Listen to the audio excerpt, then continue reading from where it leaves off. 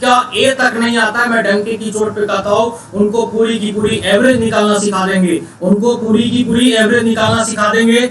जी हाँ दोस्तों, सबसे पहले तो हम लोग इसके बेसिक कॉन्सेप्ट पे चर्चा करें कि इसकी बेसिक कॉन्सेप्ट क्या है ना, इसकी बेसिक कॉन्सेप्ट क्या है। तो सबसे पहले तो देखो, जैसे मान लो कि कोई मेहमान आपके घर आता है, कोई मेहमान आपके घर आता है और पहले दिन अगर पूछा जाए, पहले दिन वो आपके यहाँ 2 रोटी खाता है।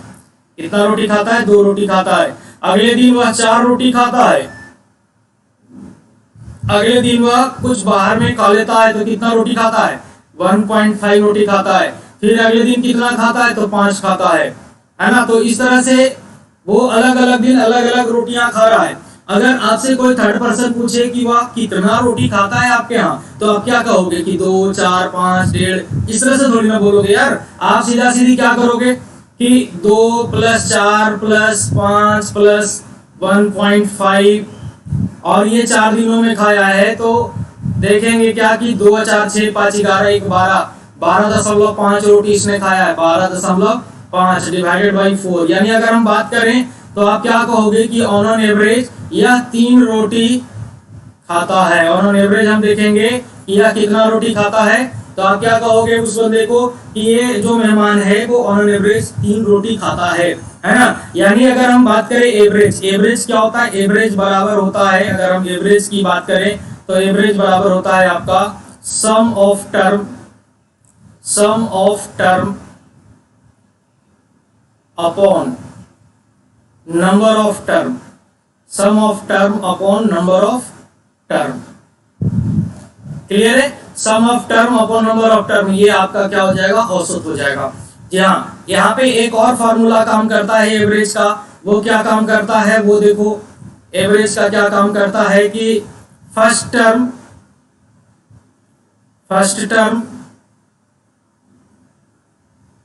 Plus last term, first term plus last term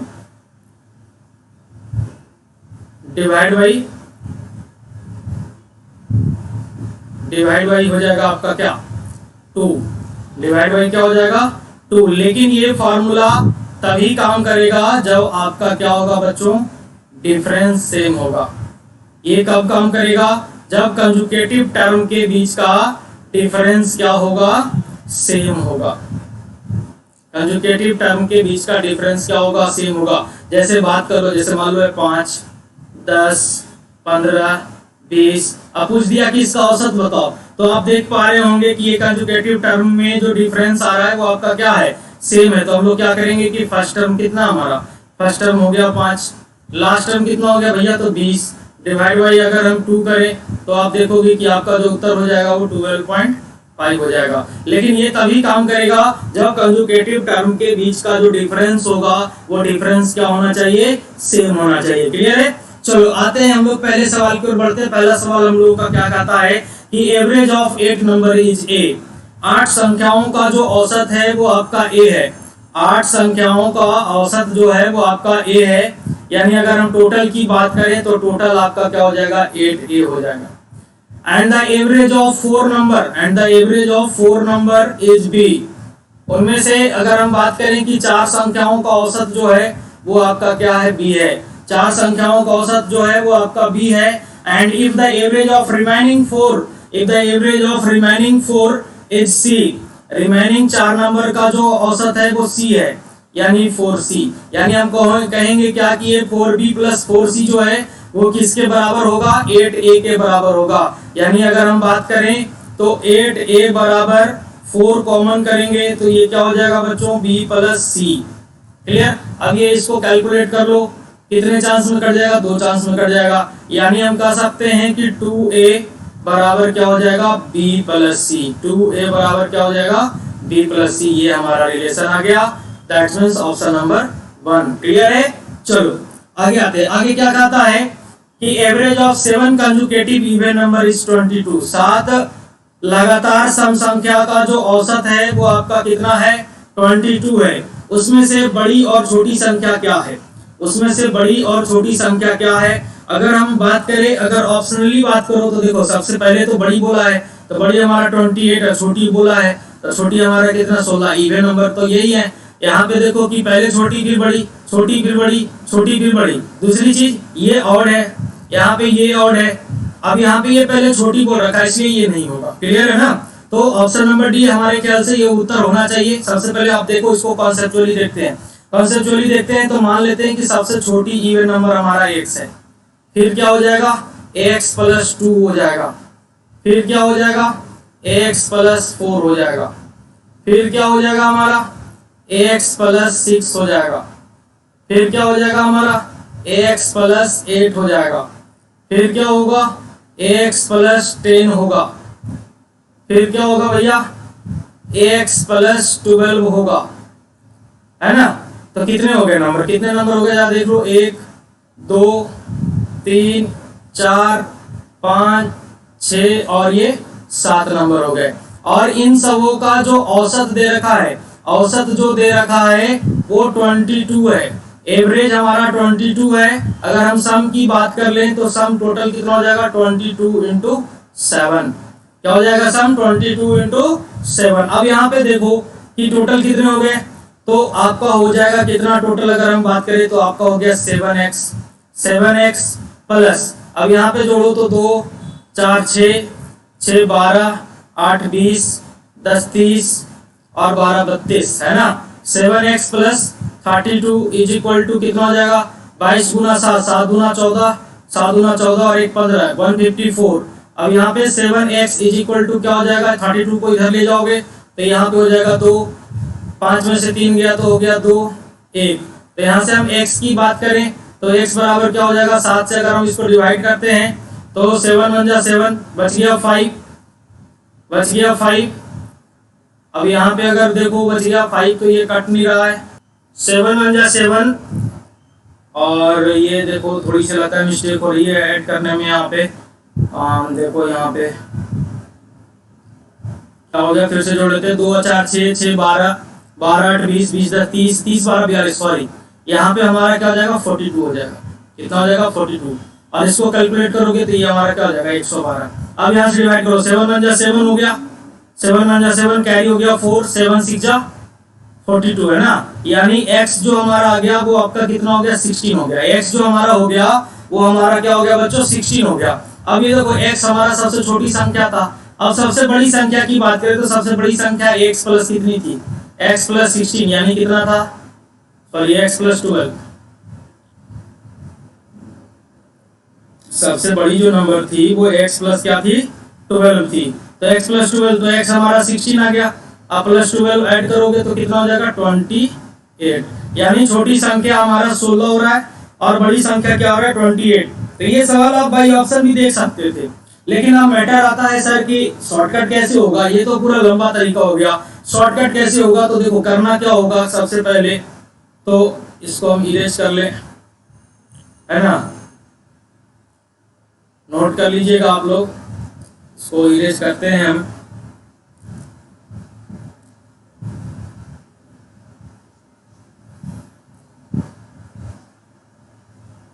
क्या हो रहा है भैया इसमें?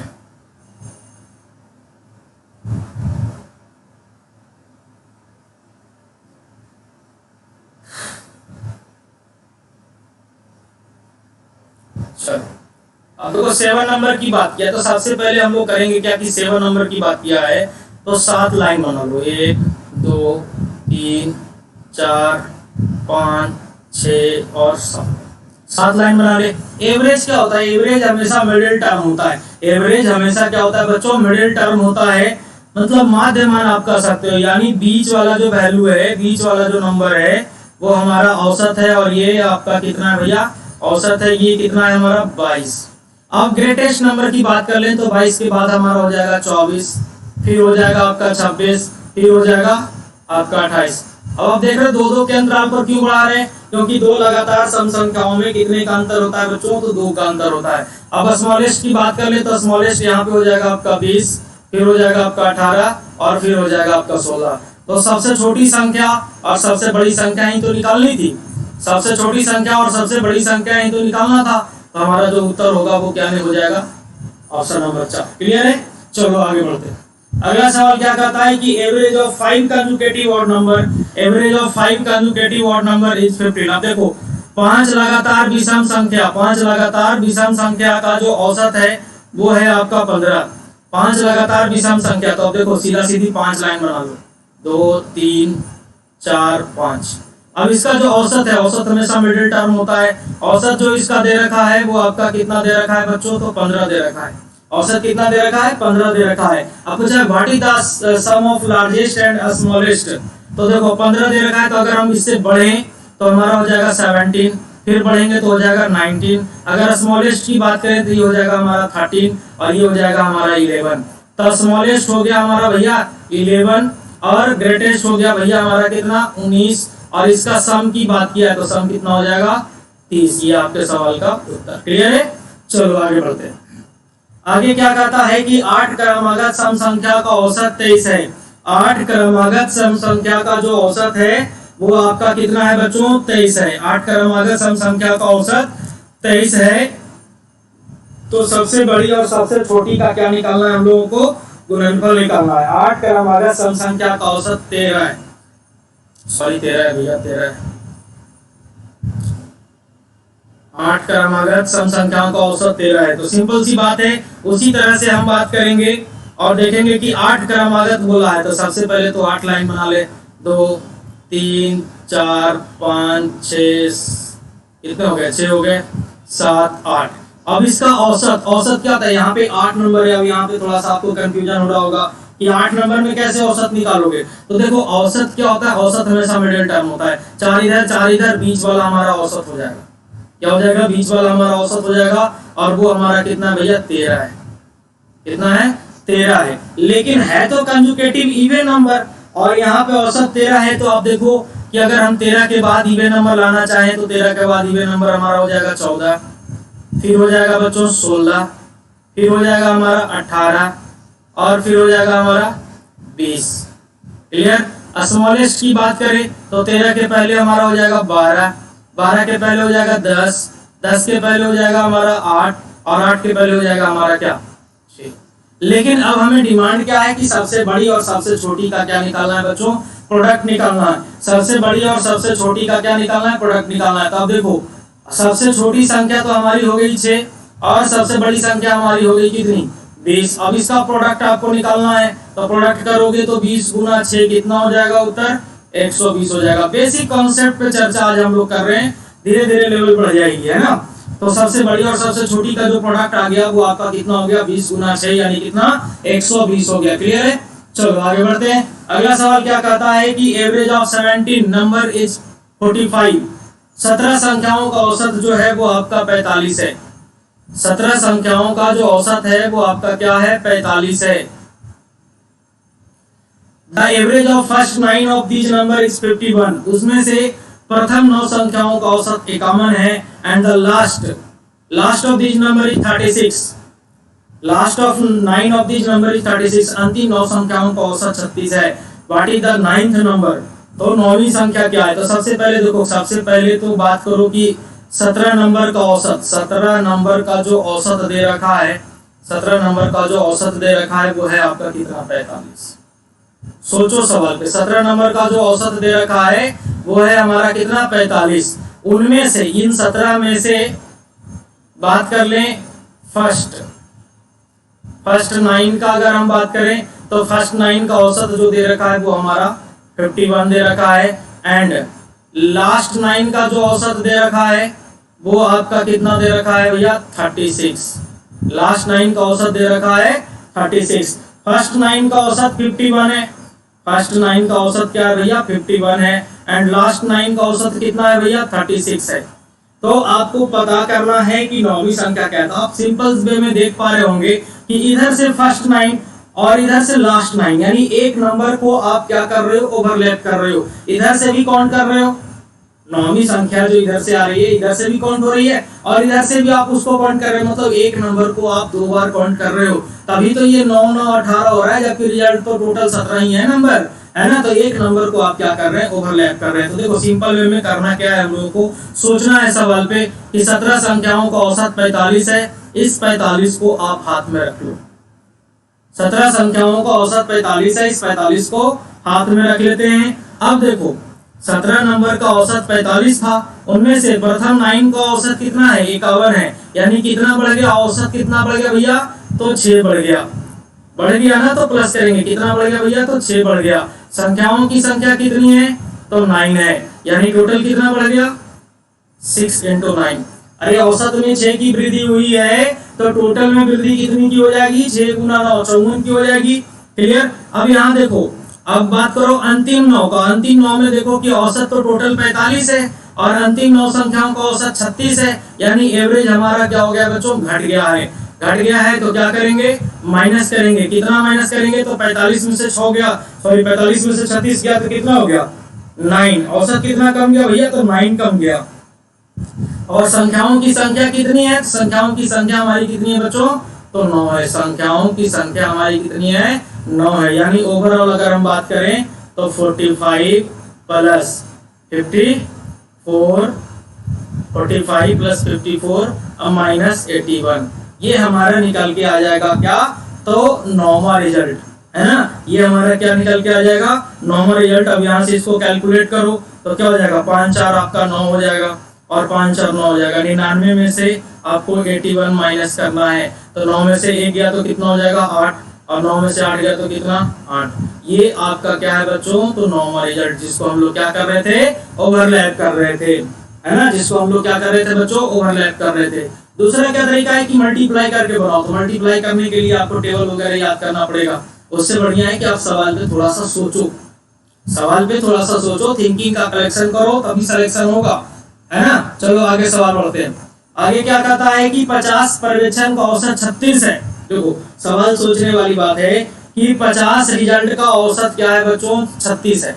50 रिजल्ट का जो औसत है वो 36 है। बाद में पाया गया, it is found later that an observation that the 48 wrongly taken at 23। बाद में पाया गया क्या, पाया गया कि एक पर्यवेक्षण 48 के स्थान पर गलती से 23 लिखा गया। तो वास्तविक औसत क्या है ना, करेक्ट मीन निकालना है, वास्तविक औसत क्या है। तो देखो अगर हम बात करें, अगर हम डिटेल में थोड़ा सा यहाँ पे बात कर लेते हैं ताकि आप लोगों को क्लियर हो जाए कि 50 संख्याओं का औसत कितना है, 36 है।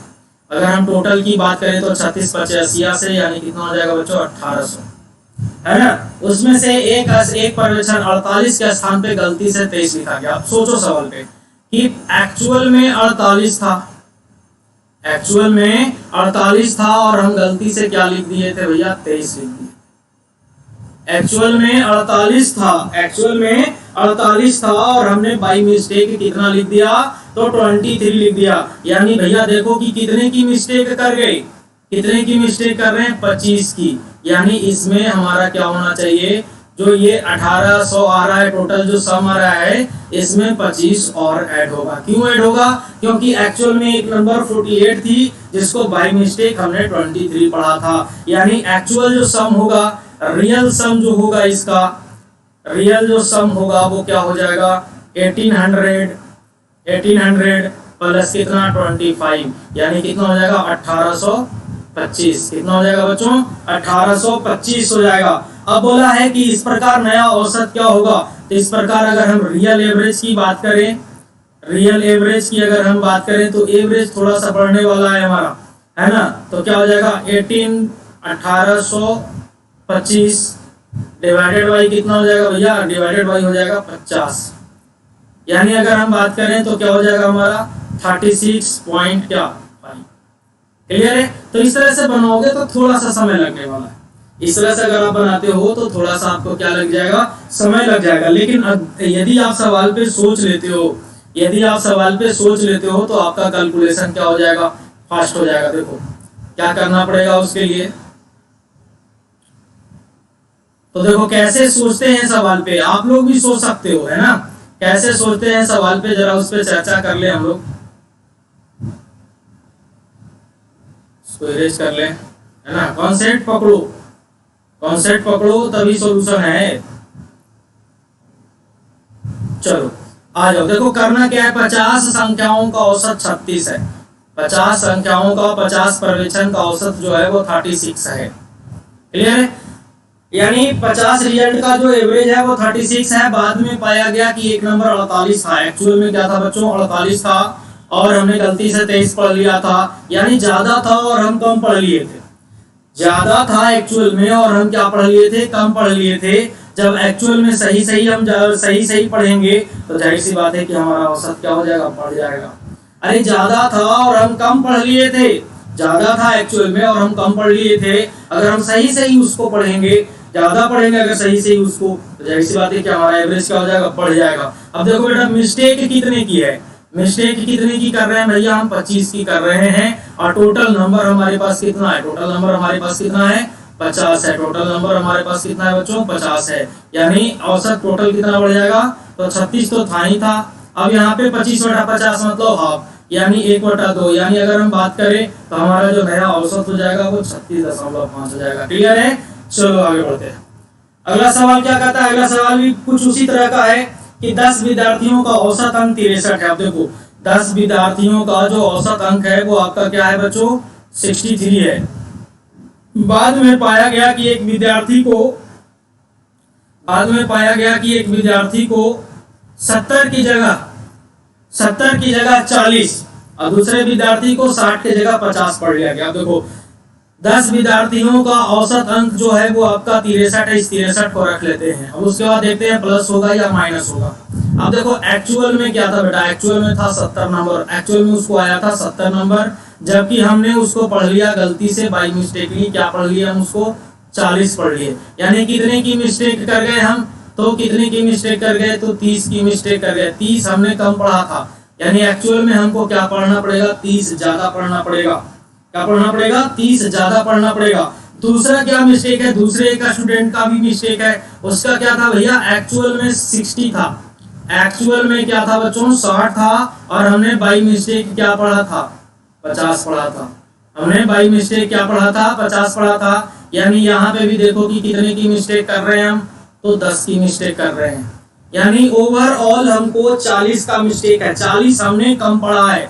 यानी हमारा औसत अगर हम सही सही पढ़ें तो हमारा जो एवरेज मार्क्स होगा वो हमारा क्या हो जाएगा, बढ़ जाएगा। यानी कितना बढ़ेगा भैया, तो 40 नंबर बढ़ेगा। अगर हम बात करें टोटल 40 नंबर बढ़ेगा, लेकिन अगर हम औसत में बात करें तो औसत कितना, कितने विद्यार्थी हैं हमारे पास, 10 विद्यार्थी हैं। तो 10 विद्यार्थी हैं तो 10 से डिवाइड करेंगे, यानी क्या हो जाएगा 63 प्लस 4। यानी इस प्रकार जो औसत अंक होगा वो कितना हो जाएगा 67। रियल में जो एवरेज आ रहा होगा वो कितना हो जाएगा 67। क्लियर है, चलो आगे बढ़ते हैं। अगला सवाल क्या कहता है, आगे कहता है कि average of 36 student in A group is 40 year. 36 छात्रों के एक ग्रुप का जो औसत है वो 14 साल है। 36 छात्रों के एक ग्रुप का जो औसत है वो आपका क्या है बच्चों, 14 साल है। When teachers age is included, जब टीचर की आयु जोड़ दी जाती है तो एवरेज इंक्रीज बाई 1, तो औसत जो है वो एक क्या हो जाता है, बढ़ जाता है ना। औसत जो है वो आपका क्या होता है, एक बढ़ जाता है। तो देखो यहाँ पे एक फार्मूला हम लोग इस्तेमाल करेंगे, और एक फार्मूला सबसे पहले तो अपने आप को हटा लें यहाँ से, ताकि फार्मूला थोड़ा सा क्लियर रूप से आपको दिख जाए, है ना। फार्मूला आपको क्लियर रूप से क्या हो जाना चाहिए, दिख जाना चाहिए। तो देखो यहाँ पे करेंगे क्या, हम लोग कॉन्सेप्ट पे भी चर्चा करेंगे। सबसे पहले इसको देख ले कि न्यू पर्सन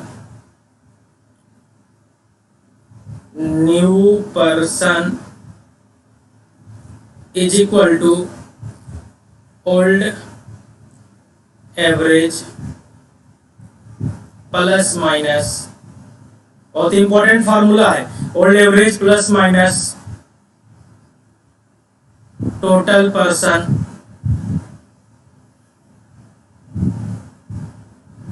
इनटू एवरेज वृद्धि या कमी। New person is equal to क्या हो जाएगा बच्चों, new person is equal to हो जाएगा आपका old average plus minus total person into average वृद्धि या कमी। अब मैटर आता है सर ये प्लस माइनस जो आप दे रहे हैं कि कहाँ पे प्लस होगा कहाँ पे माइनस होगा, कहाँ पे प्लस होगा और कहाँ पे माइनस होगा। तो देखिए उस पे अगर हम चर्चा करें तो जैसे मान लो कि अगर हम ग्रुप पहले बना लेते हैं, ये गोल गोल जो बना हुआ है वो आपका क्या है, ग्रुप बना हुआ है, ठीक है। इस ग्रुप में सबसे पहला केस डालते हैं कि इस ग्रुप में कोई पर्सन आता है ना, एरो देख रहे होंगे, कोई पर्सन आता है, अगर उसके आने से यदि एवरेज बढ़ता है, यदि किसी पर्सन के आने से एवरेज बढ़ता है तो प्लस करेंगे, यदि एवरेज घटता है तब क्या करेंगे, माइनस करेंगे। किसी पर्सन के, नए पर्सन के आ जाने से यदि एवरेज बढ़ता है तो प्लस कर लेंगे और एवरेज घटता है तो क्या करेंगे, माइनस करेंगे। क्लियर है? चलो दूसरा केस क्या बनता है कि ग्रुप से यदि कोई पर्सन बाहर चला जाता है, ग्रुप से कोई पर्सन बाहर चला जाता है और उसके बाहर जाने से यदि एवरेज बढ़ गया, मान लीजिए क्लास है, क्लास से किसी एक को बाहर कर दे, है ना, अगर उसके बाहर जाने से यदि एवरेज बढ़ गया तब क्या करेंगे, माइनस, और अगर एवरेज घट गया तब क्या करेंगे बच्चों, तो प्लस, है ना। अब यहाँ पे देखो, यहाँ पे क्या है कि एक पर्सन आता है और एक पर्सन क्या होता है, जाता है, मतलब रिप्लेस का सिस्टम। तीसरा जो केस बना रहे हैं हम, रिप्लेस का सिस्टम, कि कोई एक आता है और उसके स्थान पर एक जाता है, और इस प्रकार हमारा एवरेज यदि बढ़ गया तो क्या करेंगे, प्लस, और यदि एवरेज घट गया तब हम लोग क्या करेंगे, माइनस करेंगे। क्लियर है? किसी के आने से एवरेज बढ़ता है तो प्लस, जाते से आने से एवरेज बढ़ता है तो प्लस, और एवरेज घटता है तो माइनस, एवरेज घटता है तो माइनस। क्लियर है? दूसरा क्या कंडीशन कहता है कि किसी एक के ग्रुप से चले जाने से यदि एवरेज बढ़ जाता है तो माइनस, एवरेज घट जाता है तो प्लस। तीसरा केस क्या है, रिप्लेस का सिस्टम है, एक आता है बच्चों और एक क्या होता है, जाता है, और इस प्रकार यदि एवरेज बढ़ जाता है तो प्लस करेंगे और एवरेज घट जाता है तो क्या करेंगे बच्चों, माइनस करेंगे। एवरेज घट जाता है तब क्या करेंगे, माइनस करेंगे। अब देखो क्या होता है, क्या है भैया, सवाल क्या कर रहे हैं कि 36 छात्र हैं, 36 छात्र के क्लास की औसत आयु कितनी है, 14 है। तो देखो ओल्ड एवरेज के जगह पे अब हम लोग क्या रखेंगे, 14 को रखेंगे, है ना। एक टीचर के शामिल होने से, देखो पहला वाला केस काम कर रहा है कि एक टीचर के शामिल होने से यदि एवरेज बढ़ गया तब हम क्या करेंगे, प्लस करेंगे। क्या करेंगे बच्चों, प्लस करेंगे, है ना। क्या कर लेंगे, प्लस कर लेंगे। टोटल पर्सन, तो टोटल पर्सन तो देखो 36 तो हमारे स्टूडेंट ही थे और एक टीचर शामिल हो गए, तो टोटल पर्सन हो गए कितने, 37। टोटल पर्सन कितने हो गए, 37। एवरेज कितना बढ़ गया भैया, तो एवरेज बढ़ गया 1। यानी इस प्रकार क्लास का जो नया जो इस प्रकार जो क्लास का अगर हम टोटल सम की बात करें, क्लास के औसत आयु की अगर हम बात करें कि क्लास का औसत आयु क्या हो जाएगा, तो हो जाएगा आपका 14 और प्लस 17, 37 इंटू 1 मैंने 37 हो जाएगा। यानी अगर हम शिक्षक की आयु की बात करें तो 7 4 11, 1 3 1 4 और 1 5, यानी कितना हो जाएगा, 51। क्लियर है? शिक्षक की आयु कितनी हो जाएगी, तो 51 हो जाएगी, और ये हमारे ऑप्शन में नहीं है ना, तो ये 51 इज राइट आंसर। 51 जो है वो हमारा राइट आंसर है। क्लियर? चलो आगे बढ़ते हैं। अगला सवाल क्या कहता है, अगला सवाल कहता है कि 11 व्यक्ति की औसत आयु 23 वर्ष है। कुछ उसी टाइप की सवाल है कि 11 व्यक्तियों की औसत आयु कितनी है बच्चों, 23 साल है। और एक व्यक्ति के चले जाने से, देखो यहाँ पे व्यक्ति चला गया, वहां पे आया था और यहाँ पे क्या हो गया, चला गया। तो देखो फार्मूला आपको याद रखना पड़ेगा। 11 व्यक्तियों की औसत आयु 23 है, यानी ओल्ड एवरेज के जगह पे हम लोग क्या रखेंगे बच्चों, 23 को रख लेंगे। ओल्ड एवरेज की जगह पे हम लोग 23 को रख लेंगे। एक व्यक्ति के चले जाने पर, एक व्यक्ति के चले जाने पर, अब देखो एक व्यक्ति चला गया, याद करो केस को, ये ग्रुप बना हुआ था, ग्रुप से एक व्यक्ति बाहर गया था और इस प्रकार हम आपको बताए थे कि एवरेज बढ़ेगा तब क्या करेंगे, माइनस, और एवरेज घटेगा तब क्या करेंगे, प्लस। तो यहाँ पे देखो कि औसत में क्या हो रही है, कमी हो रही है। औसत में क्या हो रही है बच्चों, कमी हो रही है। यानी अगर हम देखें कि पहले औसत हमारा 23 था, आज औसत में कमी हो रही है, यानी यहाँ पे क्या करेंगे हम लोग, माइनस। 11 व्यक्तियों की औसत आयु, अच्छा कमी हो रही है ना, कमी होने के केस में हम लोग क्या करेंगे, यहाँ पे प्लस करेंगे, है ना। व्यक्ति जा रहा है ना, किसी व्यक्ति के चले जाने से यदि एवरेज घट जाएगा तो हम लोग क्या करेंगे बच्चों, प्लस करेंगे। अब देखो टोटल पर्सन कितने हो गए, 11 व्यक्ति थे। पहले कितने व्यक्ति थे, 11 व्यक्ति थे। एक व्यक्ति चला गया, यानी अब कितना व्यक्ति बच गया भैया, अब कितना व्यक्ति बच गया, तो 10 बच गया। कितना व्यक्ति बच गया, तो 10 बच गया। और इस प्रकार औसत कितना कम गया भैया, तो 1.5। औसत कितना कम गया है, तो 1.5। यानी ये जो व्यक्ति गया, ये जो व्यक्ति गया, उस जाने वाले व्यक्ति की आयु क्या होगी, तो ये हो जाएगी 23 प्लस 10 गुना 15, 10 गुना 1.5 कितना हो जाएगा 15, यानी कितना अगर हम बात करें तो 5 3 8 2 और 1 3, यानी बाहर जाने वाले व्यक्ति की जो आयु है वो कितनी हो जाएगी, बाहर जाने वाले व्यक्ति की जो आयु है वो कितने साल है, तो 38 साल है। कितने साल है भैया, तो 38 साल है। ये हमारे सवाल का क्या हो जाएगा, उत्तर हो जाएगा। और यहाँ भी ऑप्शन करेक्ट नहीं है ना, इसको आप लोग सुधार लीजिएगा। यहाँ पे हमारा जो उत्तर हो जाएगा 38 हो जाएगा। क्लियर है। चलो अगले सवाल की ओर बढ़ते हैं। अगला सवाल हम लोगों का क्या कहता है, अगला सवाल कहता है कि average age of 8 main increase by 2 year.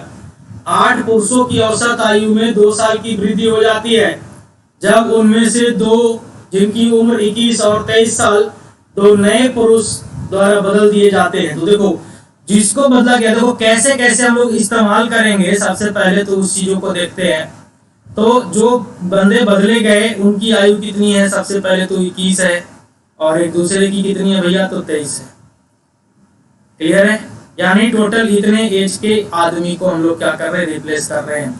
अब देखो क्या हो रहा है, रिप्लेस के सिस्टम में मतलब 2 आ रहा है और 2 क्या हो रहा है, जा रहा है। और इस प्रकार क्या होता है कि 2 साल की क्या हो जाती है, 2 साल की वृद्धि हो जाती है, इंक्रीमेंट हो जाता है ना, इंक्रीज बाय 2 ईयर है ना, इंक्रीमेंट हो जाता है। तो किसी के जाने और आने से यदि एवरेज बढ़ता है तो हम लोग क्या करेंगे, प्लस करेंगे, है ना। तो 8 थे, 2 गए 2 आए, यानी पर्सन तो कितने रह गए भैया, 8 ही रह गए। पर्सन कितने रह गए, 8 ही रह गए। एवरेज कितना बढ़ गया भैया, तो 2 साल बढ़ गया। एवरेज कितना बढ़ गया, तो 2 साल बढ़ गया। इस प्रकार जो नया जो सम आएगा वो कितना हो जाएगा, 3 और 1 4 और 2 2 4 44 और प्लस 8 दूना 16, 44 प्लस 8 दूना 16, यानी कितना 44 से 50 और 10 कितना हो जाएगा 60। यानी अगर हम दोनों के एज का सम बात करें तो सम तो हो जाएगा 60, लेकिन दोनों के एज का हमारे क्या निकालना है, औसत निकालना है। तो 60/2 यानी कितना हो जाएगा बच्चों, तो 30 साल हो जाएगा। ये हमारे सवाल का उत्तर हो जाएगा। क्लियर है। चलो तो और भी तगड़े तगड़े सवाल के साथ मिलेंगे हम लोग अगली वीडियो में। Thank you, your success is our success.